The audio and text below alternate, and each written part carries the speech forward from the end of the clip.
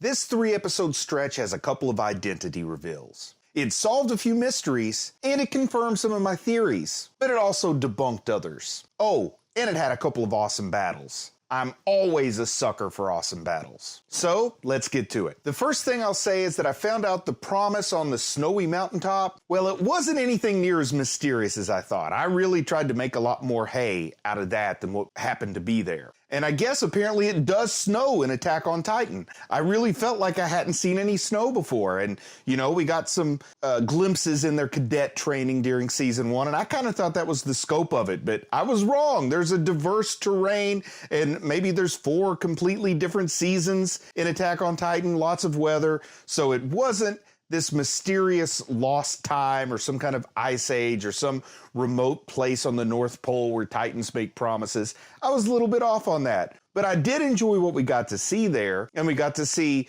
not only a little bit of the character of Amir and of Krista and to develop both of them a little bit more. We got to see Daz, you know, suffering from frostbite, and we saw how the promise went down. And the promise went down for a selfless reason. You know, the promise went down to save Daz, and Amir kind of cleverly used her Titan trick to get him down a cliff and get him back to the base camp a little bit sooner so he didn't freeze to death. But as a result of those events, that's when the promise happened. And to a degree, a whole lot of that promise is about names. And I've got to talk about these names. Sort of the difference in the names and the similarity in the names. You know, we're talking about Amir and Krista here. You know, when you're thinking about narrative theory, or if you're just talking about stuff in general, you think in a couple of different ways. You can think that opposites attract, and it's always fun to see opposites together. Or you can see like attracts like, or you can have echoes and mirror images where they're alike in some ways and opposites in others. And that's personally what I find most fulfilling in a story. And we really get this nice kind of opposites and the same at once with Krista and Amir. And in the simplest way that I can kind of illustrate that is that they both have names that they sort of carry as a scarlet letter, if you want to say that. And they both dealt with it differently. So they had that similarity with the name that serves kind of as a curse. Krista changed her name. Amir refused to change hers. So she's keeping that name that might be the very reason she has a less than favorable experience in life at the moment. But how are they alike other than just they both have names? Well, I think the names represent how they're alike. Some ways we haven't quite been told yet, but we can always kind of guess about this.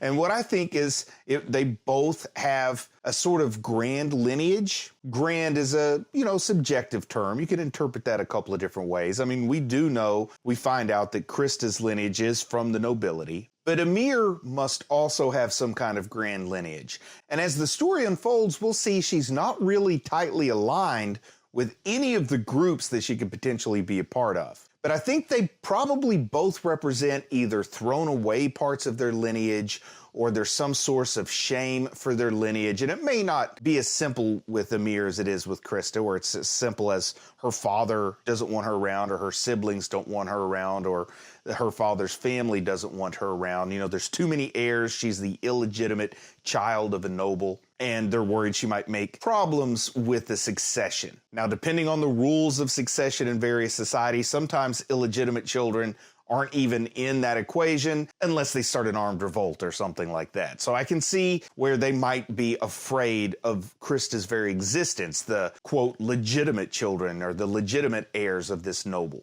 But what I really start to think about is what exactly is the society that the Titan Shifters belong to? And we know followers of Amir from Elsa's Notebook. Once again, people say maybe I should have waited a while to watch that. Maybe it's let too much out of the bag and I know the significance of Amir's name. But now that I have the knowledge, I'm going to use it. But we know that name Amir is significant in some form in Titan culture, which is what I'll call it. And it makes me wonder, with these two being united and working together, is this like a narrative framework where they each represent this sort of delineation from over 100 years ago of some kind of original alliance or original disagreement conflict that led to the state of affairs in our current show that we get to see. And I wonder if there was like an original truce. I've talked about this feels like a broken promise. So I'm just going to say this original promise, if it was made by the either actual biological ancestors or sort of the spiritual ancestors of Amir and Krista, and what they represent is a new generation who's come down from both of them, and it's outcasts from both of those ruling classes, if you want to call it that. And they represent the possibility of reforming this allegiance or rebuilding this truce. If like that combination of Amir and Krista could be the answer to some sort of peaceful coexistence of the factions. That's really what I'm feeling like they're laying down the groundwork for here. And I might be way off, or I might not, but that's what's going on in my mind right now. Something else that, happens in this first episode in this 3-episode stretch primarily is where I see it, but we see selfless acts lead to an upturn of events. What I mean by that, let's take the case of Daz, who's suffering from hypothermia, and things are looking bad for him. And Krista trying to rescue him, Amir points out maybe you're doing this for your own glory and not for Daz's benefit. Amir doesn't want to reveal who she is to the world. She doesn't want to show her power. But in the end, they both make some selfless decisions. Krista telling Amir, go on, don't wait with us, don't help us, we'll meet you there. And Amir saying, well, we could throw him off the cliff. None of those things totally work out. But then Amir uses her Titan power to get him to rescue. She manages to sort of avert Krista's eyes with a distraction in the form of tossing her against a tree that causes a little mini avalanche of snow to cover her up. Krista's befuddled, but they do make this promise that if Amir reveals who she really is by, being a Titan shifter, then Krista will reveal who she really is by telling her true name to Amir at the very least, but she tells it to more people than Amir. And then we also find out that Krista, at least the true identity of Krista, has a bounty on her head. That's part of a reason I would change my name if there was a bounty on my head. I wouldn't be as brave as Amir in that situation. I would be a lot more like Krista. But then also I like this idea that the leaders of the church have arranged for Krista to join the cadets and to go into the military, and that's sort of a way to avoid this bounty and avoid the trouble. And it really makes me think a lot of like people taking the black in Game of Thrones or joining the Night's Watch. I'm not here to talk about Game of Thrones, but that's a way where if you want to get rid of an heir, as we saw on there's a character that's forced to join the Night's Watch. Also, if you've got a death sentence, you can join the black and avoid that. So I'm kind of seeing a little parallel there. It's cool. If you're a fan of both properties, you probably like that. But when Amir does, help out and she saves Krista's bacon at the top of that castle when she decides she wants to step in for some reason and help Krista so that she can live a life that she's proud of, she transforms into this Titan, reveals that she's a Titan shifter, has this awesome transformation, one of the coolest I've ever seen. But she jumps around, she's acrobatic, biting into people, and to me, she kind of looks like a spider monkey, like just flying around like a spider monkey, coming at these Titans that are much larger than her with reckless abandon, and she has these teeth, and she looks like a shark, like Jaws, just coming at him. And I think she looks like a spider shark, so I'm going to call her a spider shark, and it's impressive, like the fury and the skill and just the viciousness when she's fighting to try to save Krista up at the top of that castle. But then also, Krista decides, you know what? Forget about trying to keep the castle from falling. Let it fall. Just beat those guys. And Krista gets kind of selfless, and she comes out there. Things really take a bad turn for Amir. She's getting pounced on. Krista runs up. She hasn't told her name yet. She's doing something selfless, going into harm's way, facing Titans unarmed. And then we have this upturn in events because the cavalry comes in. And that's when Mikasa just flies in, along with the rest of the scouts, slice through the nape of that Titan that's about to chomp Krista. They all come in, just mop up duty. They manage to save everybody's bacon. We do find out that Amir, though badly wounded, still seems to be alive, and thank goodness she's got that Titan healing factor, right? And Krista reveals her name, and her name is Historia, or Historia. I don't know if I'm saying it right. I say all the names wrong. You guys know that by now. And Reiner, is here when this is going on, and we're gonna get to talk a lot about Reiner. So how about we just go ahead and talk about that right now, and then I'm gonna come back a little bit more to Amir and Chris. We're gonna go back and forth between these two groups for the most part. But Reiner, he used to be a warrior, and then he became a soldier, and now he's a warrior again. And I love it the way that we get episodes kind of stacked a little bit away from each other. And they have, one of them has the name soldier, another episode has the name warrior, to just let us see him and exactly what the show does mean by soldier and warrior. And you know, I'll pat myself on the back. I kind of caught on to that a little bit in that naming convention. And you know, Reiner reveals himself to be the armored titan in this story arc, in these 3 episodes. And he says some things that make me a little bit more curious. One thing he says is that he feels like he's being devolved. He talks about what he has devolved into. And that makes me think a lot. It makes me think, like, first off, was he starting to really feel like a soldier? Because he has some actions that make me think he really felt like part of the team. He really felt like a scout. He really felt like a soldier. I'm thinking that by some of the actions we've seen from him along the way, things in flashbacks, he does things that I guess you could argue was to win over the trust of the group he was with. But sometimes I feel like he was really starting to embrace humanity a little bit and embrace his life as a soldier. And I guess in his mind, he feels devolved. He feels like maybe just the regular humans are a lower life form than the Titan shifters. And I can see where he might come from with that attitude. But I think it was really telling that he says he's starting to feel devolved, like he's feeling more like a soldier than he does like a Titan. And I think that's worth paying attention to. I wonder how that's going to pan out as things go forward. He does express how he feels like a soldier is less than a warrior. And I don't necessarily agree with that. I mean, I talked in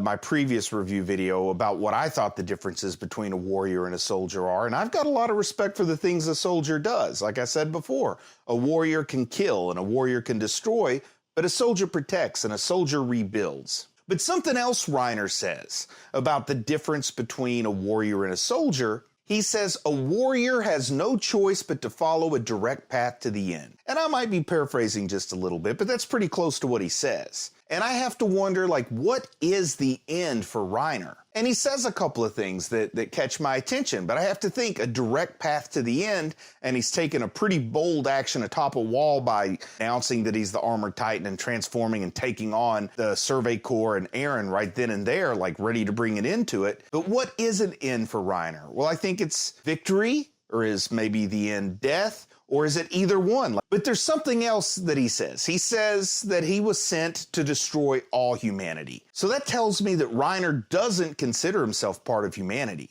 But Aaron, of course, does consider himself part of humanity, and I don't really know how Annie felt about it. We didn't get a chance to hear her contemplation or her point of view on Titan versus humanity, with which does she identify. But he does say, Reiner says to Aaron that if Aaron joins him, he won't have to destroy the walls any further, and he won't have to wipe out all of humanity. So there's some other end that Reiner kind of has his eyes on, apart from destroying all humanity. And he does say at one point that he's going to take back the home that was stolen again. And in the context, he could be talking about, you know, an area in the Wall Maria zone that fell after Trost and, you know, humanity had to go back in behind Wall Rose. But he could also be talking about something older, an older home. And he does talk here about a Titan homeland. That's what I'm going to call it.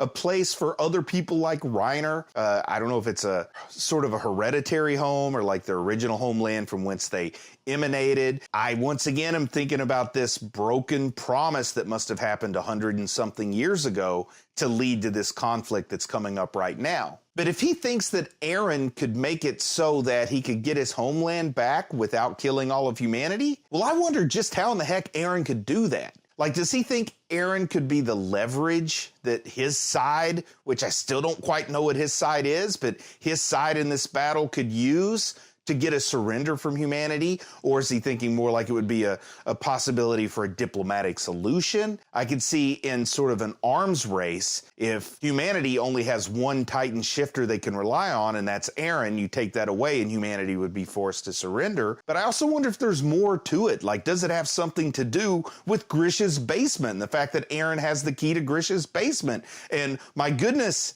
I want to know what's in Grisha's basement, but now there's like so many other things I want to know too. I can't waste my energy thinking anymore about what's in the basement, but maybe that's part of it. But I do kind of wonder where exactly is this Titan homeland, for lack of a better term. This place that Reiner wants to take back that was stolen from him, and I think maybe not necessarily from him directly, but from his people or his ancestors or his group. And I'm really thinking it was probably something to do with the area of the capital in Walsena. I feel like that's part of this broken promise once again. And I also think about the fact that Reiner and Bertholdt and Amir, if she was in on this, which I don't think she was, and maybe even one other individual, they were sent to infiltrate the military, and Reiner and Bertholdt in particular went with the scouts, whereas Annie went with the military police to be in the capital. And I think there was something like someone coming from the inside with people coming from the outside. They meet in the middle, take back the capital.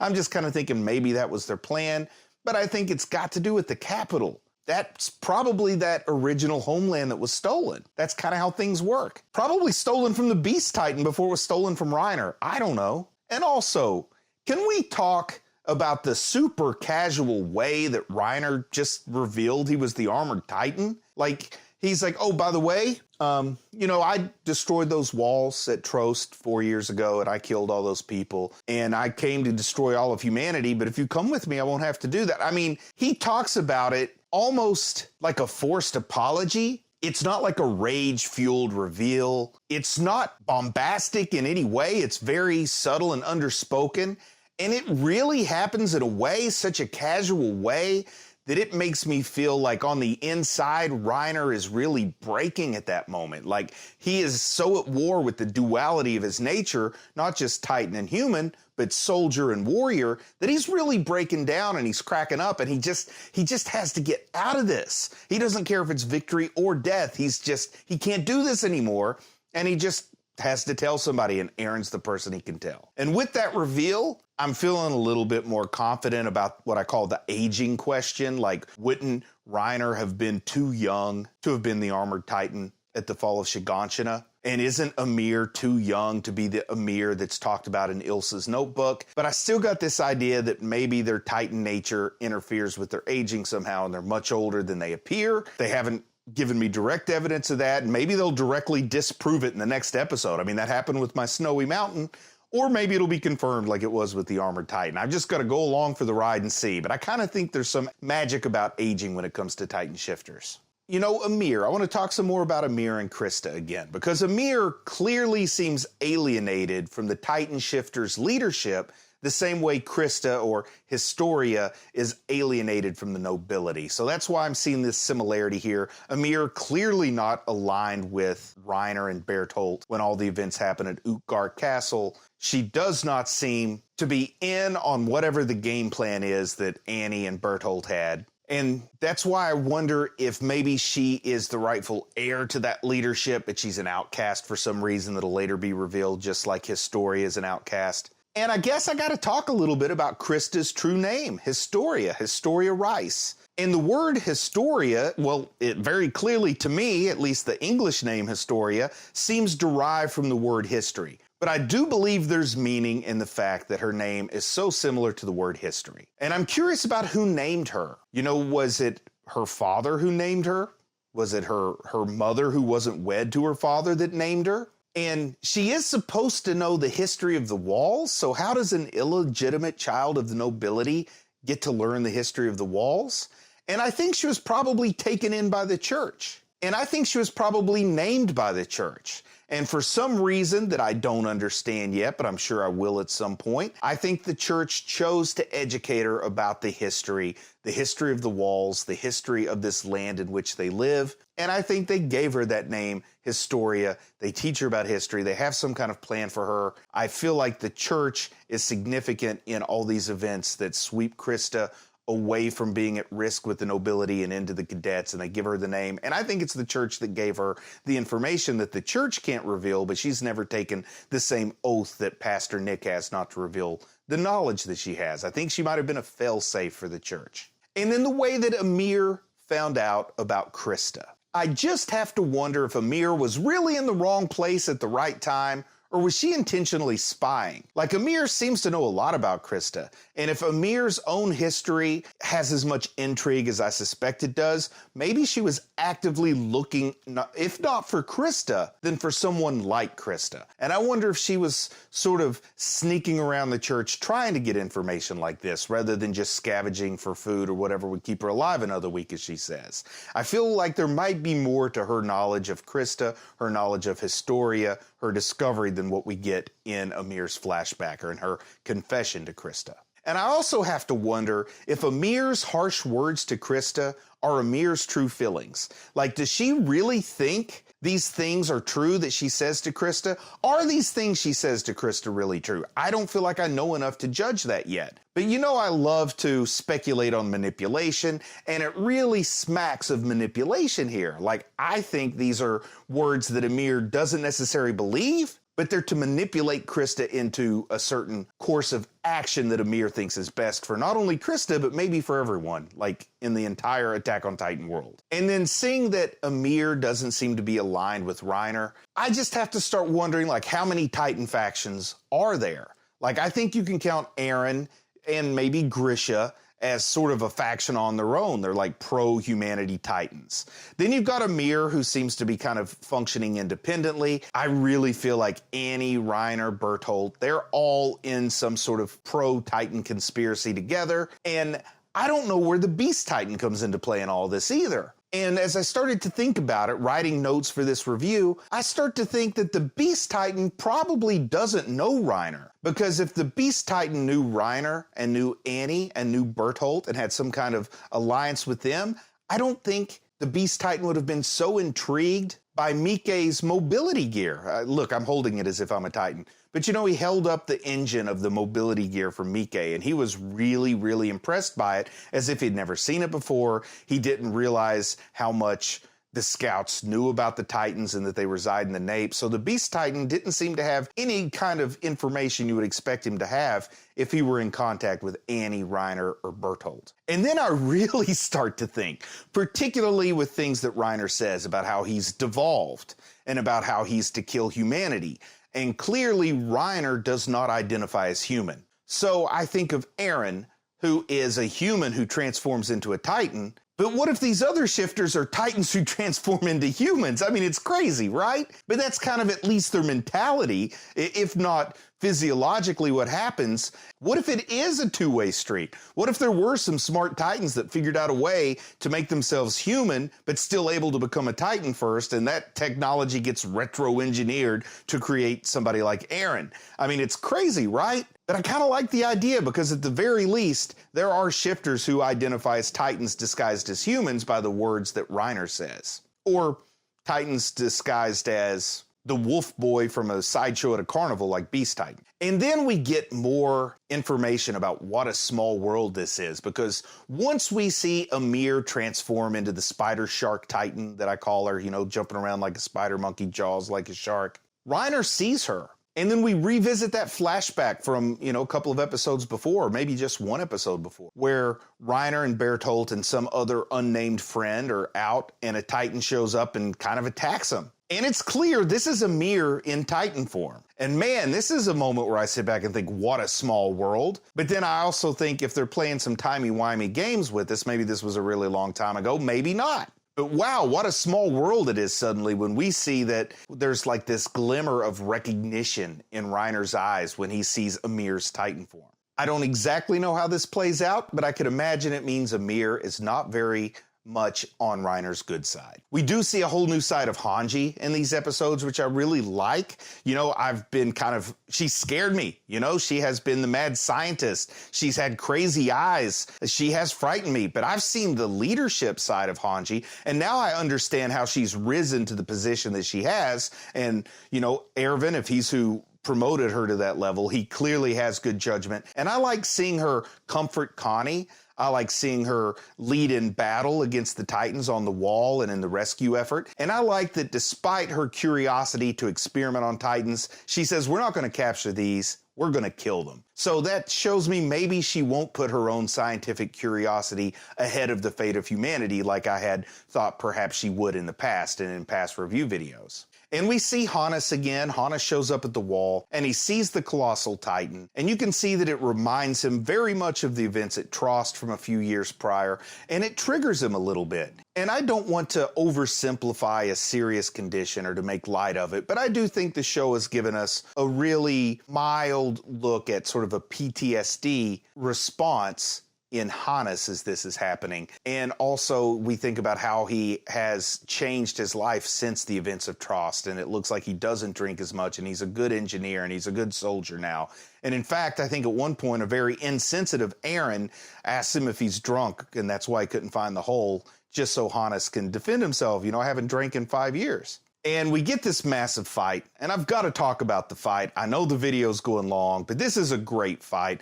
I said when I was doing the reaction video, Aaron looks like he's outmatched, like he's outgunned, and also like he's outnumbered, but the Colossal Titan's up on top of the wall dealing with that stuff. So this means we get a little one-on-one between Aaron and Reiner, or should I say Titan Aaron and the Armored Titan. And yes, the Armored Titan is tougher, and he's bigger, and he's stronger.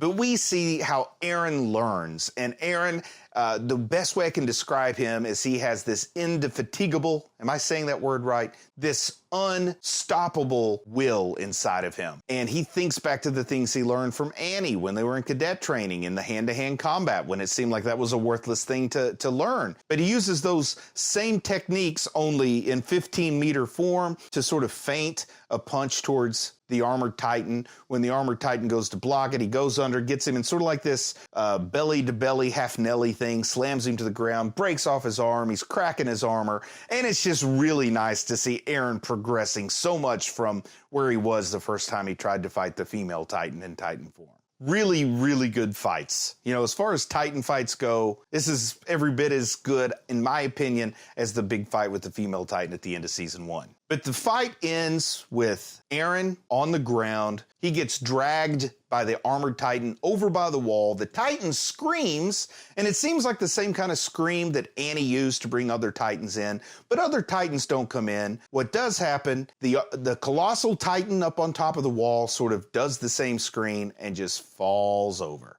And as the episode ends, we see the Colossal Titan, Bertolt, falling on top of the Armored Titan and Titan Aaron. And what's going to happen? Like, is anybody going to die? I don't think that Amir or Aaron are going to die here. I could see Bertolt or Reiner dying. I think from a narrative perspective, I've seen things I expected less to happen actually happen. So I think it's possible that one or both of them could die, but I don't think Aaron's going to die. What I kind of feel like my gut is telling me, things always seem to get worse before they get better. So I think they might actually get away. When I say they, Reiner and Bertolt might get away somehow from this situation. That they might take Amir with them. They might take Aaron with them.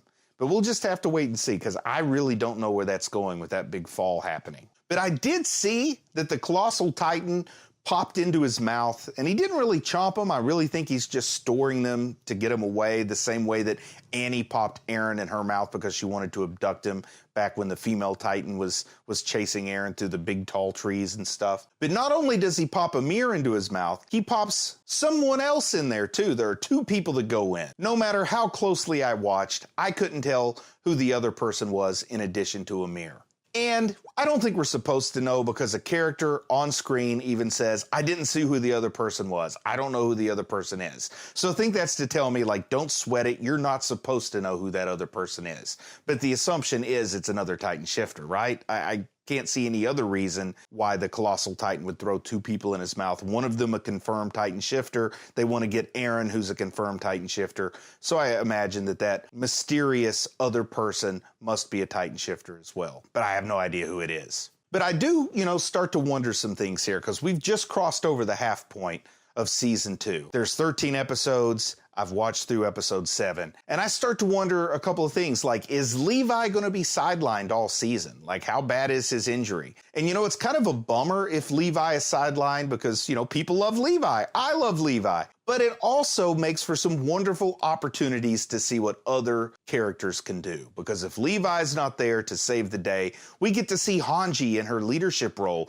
which is something I hadn't seen before. We get to see Mikasa shine. We get to see Mikasa kind of use a buzzsaw technique that she kind of picked up from Levi, I would imagine. We get to see people like Blonde Elvis, and we get to see people like Mike die heroic deaths. So, I miss Levi, but I'm also enjoying the opportunity to get to know some other pretty impressive Titan fighters among the cast of characters. I kind of wonder when we're going to revisit Connie's village of shifters, because Hanji did make a little bit of a promise in that regard. I'm wondering about Connie's mom and where does he fall into all of this, and when is this going to be addressed? It's not, one of my top 3 or 4 things I'm curious about, but they got to go somewhere with this eventually, and it might not be till the end of the season, might not be until a future season, but I'm starting to wonder now that we're halfway through. And I want to know if we're going to get more answers about the Beast Titan this season. Will it be confirmed for me that he's a Beast Boy running around in the woods, or is he going to be left to almost be forgotten, and that very minute that very episode I stop wondering what's up with the Beast Titan, that's when he's going to return with some kind of an impact in a future season or a future episode. I don't know, but I'm super curious about the big furry guy. Well, that's it for this review. I probably went on a little too long, but I'm going to go watch a few more episodes. I really want to be all caught up by January when the new episodes start to drop on the final half of the final season. And remember, I'm proud of you for watching anime, and I'll talk to you soon.